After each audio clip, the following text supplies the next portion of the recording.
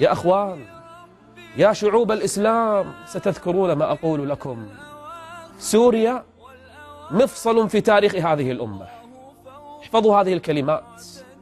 ما سيحدث في سوريا سينعكس على الأمة الإسلامية كلها. ولهذا كما ترون إيران بثقلها كله مع سوريا، حزب الله يرسل الجيوش إلى سوريا، الناس تنتقل من العراق أفواجا، باصات بالشهود ينتقلون مما يسمى جيش المهدي إلى سوريا.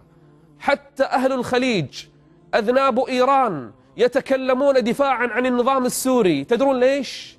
لأن سوريا إذا سقطت فقد هوت عروشهم بإذن الله عز وجل، وبداية نهاية حكم ظالم طاغ شوه الإسلام وادعى الإسلام أصلا ولم يكن يؤمن به يوما.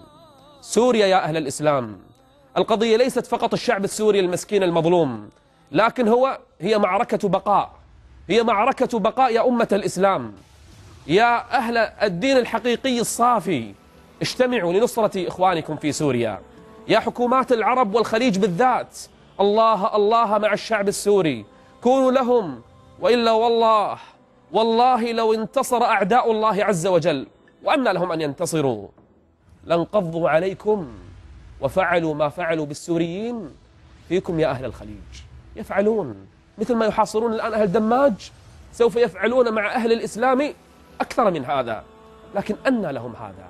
بإذن الله الشعب السوري منتصر، وأيام هذا النظام باتت معدودة، ولينتبه كل من وقف معه بأن الدائرة ستدور عليه، وأن المسلمين بعد نهايتنا بإذن الله عز وجل بالقضاء على هذه الزمرة في سوريا ستتغير أوراق كثيرة، وستنكشف رؤوس كثيرة، وسيبدأ المسلمون بجعل أولوية أخرى بعد سوريا.